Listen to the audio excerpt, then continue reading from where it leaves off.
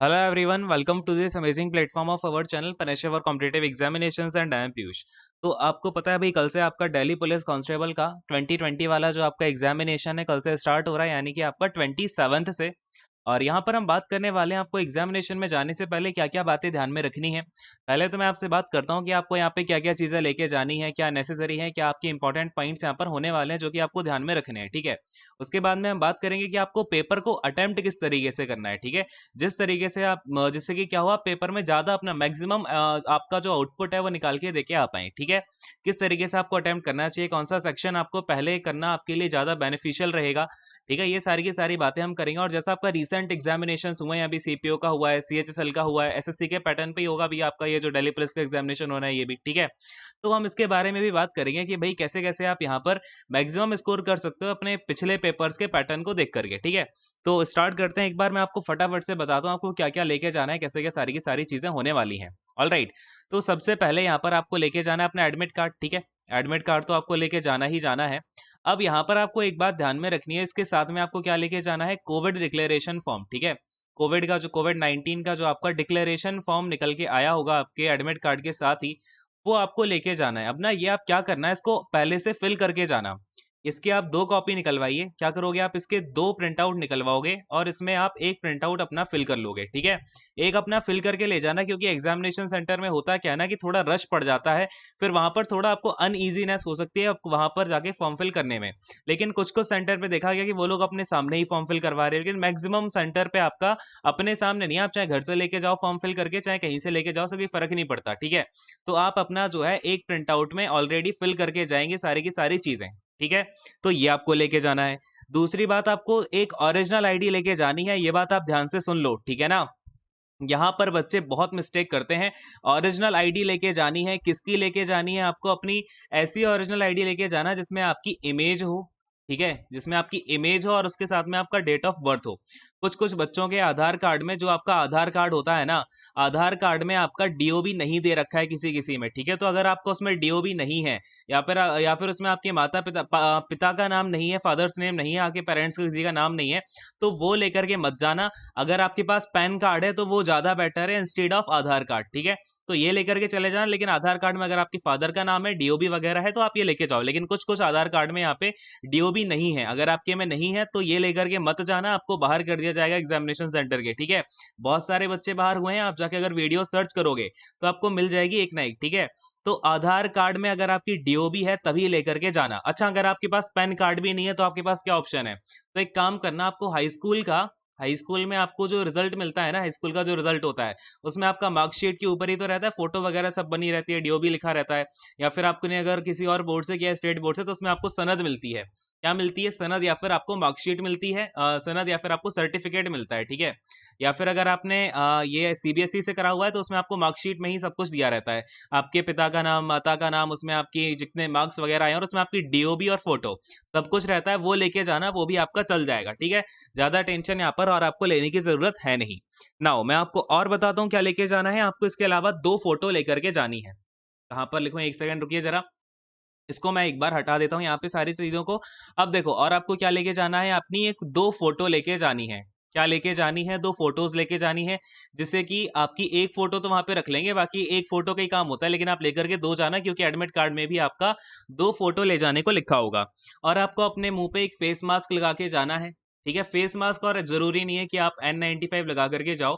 आप अगर देखो, जिस मास्क में आप कंफर्टेबल हो, आपको लगता है आप 90 मिनट्स बैठ करके पेपर दे सकते हो, वो वाला मास्क ही ले जाना। ऐसा नहीं है कि आपने नया खरीद लिया जाने के लिए, अरे भाई मैं तो नया लगाऊंगा, एकदम चकाचक बैठूंगा वहां पेपर में। ऐसा मत करना। जो आप मास्क यूज कर रहे हो, अगर आपने जो मास्क पहन करके एग्जाम, अभी आपने मॉक टेस्ट वगैरह लगाए होंगे, मैं हमेशा बोलता हूँ आपको इस टाइम पे क्या करना है, मॉक टेस्ट लगाते टाइम भी मास्क लगा के रखना है। इससे आपकी आदत बन जाएगी और फिर आपको एग्जाम में अनईजीनेस नहीं होगी। ठीक है, तो फेस मास्क अगर आप क्लिनिकल लगाना चाहो तो क्लिनिकल लेकर के जाना, जिसमें भी आपको ठीक ठाक लगे। ठीक है, क्लिनिकल लगाना हो क्लिनिकल लगाओ, N95 लगाना हो N95 लगाओ, और अपनी प्रिकॉशन से जाना एग्जामिनेशन सेंटर तक। ठीक है, पूरा अपना बिल्कुल अपने आप को सैनिटाइज करके बचते बचाते हुए, और अपना ग्लव्स वगैरह भी लेके जाओ। ठीक है, ग्लव्स वगैरह ले जाना ही, अभी देख रहे हो कोरोना के केसेस वगैरह बढ़ रहे हैं दिल्ली में, तो हालत खराब है ही सही। तो दिल्ली में जिनका पेपर है, आप लोग ना हाथ में ग्लव्स वगैरह भी लगा के जाओगे तो ज्यादा बेटर रहेगा।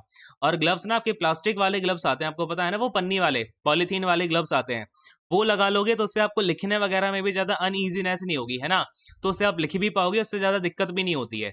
तो वो ग्लव्स अगर आप ले लोगे ज्यादा बेटर है आपके लिए, ठीक है। चलिए, अच्छा ग्लव्स नहीं भी लोगे तब भी कंपलसरी नहीं है ग्लव्स, लेकिन आपका फेस मास्क यहाँ पर कंपलसरी है। और बताता हूं आपको, यहाँ पे आपको अपने साथ में एक ट्रांसपेरेंट वाटर बॉटल लेके जानी है। क्या करके जाना है? एक ट्रांसपेरेंट वाटर बॉटल लेके जानी है, यानी कि पानी पीने की अपनी जो बॉटल है वो साथ में लेकर के जाए, वहां आपको पानी पीने के लिए नहीं जाने दिया जाएगा, ठीक है, एग्जामिनेशन सेंटर पे। तो अपनी बॉटल साथ में लेके जाना, ये आपके लिए एडवाइज्ड है। बाकी हाफ लीटर की लेके जाना, ठीक है, हाफ लीटर की जो बॉटल आती है ना, छोटी सी बॉटल आती है, उसे भर के लेके जाना और अपना ट्रांसपेरेंट ले जाना, ठीक है। बाकी आपको जैसा ठीक लगे। ऑल राइट, तो ये सारी की सारी चीजें हैं, ये मैंने जो बताया सब कंपलसरी हैं, और अपने प्रिकॉशन के लिए आप जो जो कर सकते हो वो सारी की सारी चीजें तो करोगे ही सही, ठीक है। तो ये बातें तो हो गई, आपको क्या लेके जाना है, कैसे जाना है। अब बात आती है भैया पेपर में आप करोगे क्या, है ना, पेपर आपको कैसे कैसे अटेम्प्ट करना है, क्या आपका यहाँ पर आइडियल सिचुएशन होगी कि आपको किस तरीके से पेपर को अटेम्प्ट करना है। तो एक बार हम यहाँ पर देख लेते हैं कि आपका पेपर किस तरीके से आएगा, क्या क्या चीजें आपकी पेपर में आने वाली हैं। तो देखो, अपने आने हैं यहाँ पर 4 सेक्शन, 1, 2, 3, 4।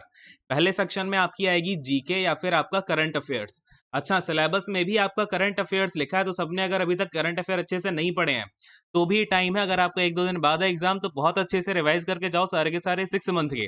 अभी जो पिछला 6 मंथ के करंट अफेयर है ना, वो बहुत अच्छे से पढ़ के जाना। आई बात समझ में? तो यहाँ पर आपका करंट अफेयर, और करंट अफेयर ना पुराने भी आ रहे हैं, सीपीओ में काफी पुराने पुराने करंट अफेयर भी देखने को मिले हैं। तो यहाँ पर आपको ये करंट अफेयर वगैरह पढ़ के जाने, क्योंकि ये जो है आपका 50 क्वेश्चन आएंगे 50 मार्क्स के, ठीक है। फिर अगर मैं सेकंड सेक्शन की बात करूं तो रीजनिंग, रीजनिंग में आपके 25 क्वेश्चन आने हैं, यानी कि 25 क्वेश्चन आने हैं। कितने क्वेश्चन आने हैं भाई? 25 क्वेश्चन आने हैं 25 मार्क्स के। फिर आपका आता है यहाँ पर न्यूमेरिकल एबिलिटी। क्या आता है भाई?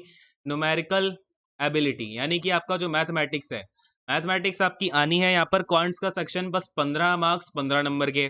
चौथा सेक्शन आपका बन जाता है यहाँ पर कंप्यूटर फंडामेंटल्स। तो मैंने इसका सिलेबस वगैरह तो पूरा बताया हुआ है। तो कंप्यूटर फंडामेंटल्स आपका आना है 10 नंबर का, 10 मार्क्स का, ठीक है।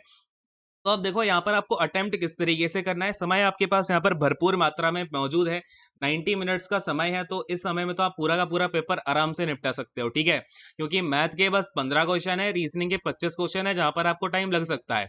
अब देखो, मैं आपको पहले यहाँ पर हिंट कर दूं, आप कल के एग्जामिनेशन में देख भी लेना, ऐसे ही होने वाला है।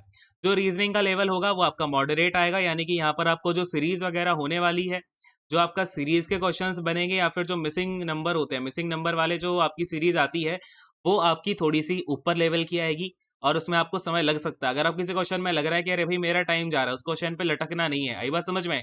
ये लटकना पटकने की आदत अपनी छोड़ दो, और वहां से क्वेश्चन को छोड़ के आगे बढ़ जाना। आई बात समझ में? अब देखो, अटेम्प्ट आपको किस तरीके से करना है। सबसे पहले करना है अपने जीके और करंट अफेयर क्वेश्चन, और इन्हें आप निपटा देना। कम से कम इसे आप 20 मिनट में तो निपटा दो, ठीक है।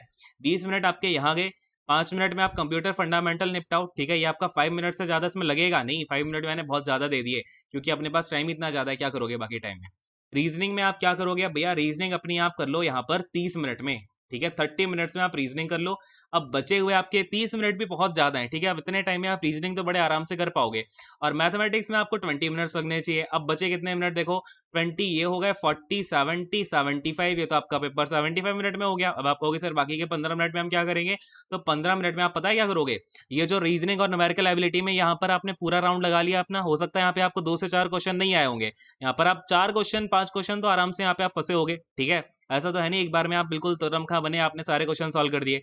फिर आपको क्या करना है, यहाँ पे जिस क्वेश्चन में डाउट है, या फिर आपने जिसको सेव फॉर नेक्स्ट बाद के लिए सेव कर रखा है कि मैं बाद में इसको चेक करूंगा, इन 15 मिनट में आपको सबसे पहले जाना है न्यूमेरिकल एबिलिटी के ऊपर। अगर न्यूमेरिकल एबिलिटी में आपने अर्थमेटिक का क्वेश्चन छोड़ा हुआ है, ठीक है, तो पहले आप उसके ऊपर जाइए, फिर जाना रीजनिंग के ऊपर, क्योंकि रीजनिंग में जो आपका एक बार फंस जाता है वो इतनी जल्दी बनता नहीं है।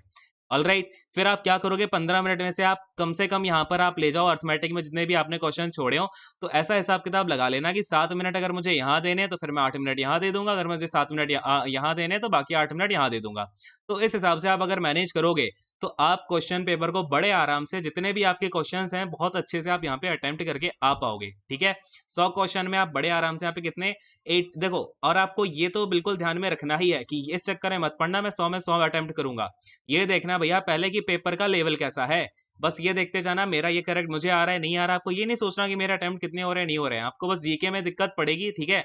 जीके में अटेम्प्ट यहाँ पर गिरेंगे और बड़े आराम से गिरेंगे जीके का लेवल, क्योंकि अभी आपने सीपीयू का एग्जामिनेशन अगर ऑब्जर्व किया हो, मैंने बहुत ज्यादा एनालिसिस भी करवाया था इसका, तो आपका सीपीयू में जीके में थोड़ी दिक्कत पड़ेगी, ठीक है। तो वो मैं आपको जो भी अभी जैसे ही आपका एनालिसिस आता है ना, तो आपको एनालिसिस में जो भी क्वेश्चंस बताता जाऊं ये टॉपिक करने, तो वो टॉपिक्स आप करते जाना साथ के साथ, जिससे कि आने वाली शिफ्ट में आपको बहुत ज्यादा फायदा मिल पाएगा। और हाँ, एक काम और करना, जिनका एग्जामिनेशन होता जाए वो लोग अपने क्वेश्चंस को व्हाट्सएप करते जाना इस नंबर पर। ये जो नंबर है, इस नंबर पर आप अपने क्वेश्चंस को व्हाट्सएप करते जाएं, जिससे कि आपका जो एनालिसिस है वो और भी करेक्ट आ पाए, और मैं आपके जो क्वेश्चंस है उनका भी आंसर एक्सप्लेन कर दूंगा, है ना। तो वो भी आपको भी फायदा हो जाएगा और आने वाले बच्चों को भी फायदा हो जाएगा जिनका आने वाली शिफ्ट में एग्जामिनेशन होगा। तो खैर इतनी ही बातें हैं, बढ़िया अच्छे से एग्जाम देना बिल्कुल बिना डरे हुए, ठीक है। डरना बिल्कुल नहीं है, नर्वस नहीं होना कोई भी, बहुत ही अच्छे से फोड़ के आना, ये सोच के जाओ आपको ही सब कुछ आता है, अगल बगल वाले को कुछ नहीं आता, ठीक है। आप ही हो दुनिया के सबसे बड़े अकबर। ऑलराइट, तो बहुत ही अच्छे से जाइएगा और अब बिल्कुल अच्छे से आप क्या करो, पेपर दे के आओ और फोड़ के आओ सब लोग, ठीक है। तो यहीं पर अब सेशन को एंड करते हैं। Thank you so much, god bless you all, take care and bye bye, all the best for your examination.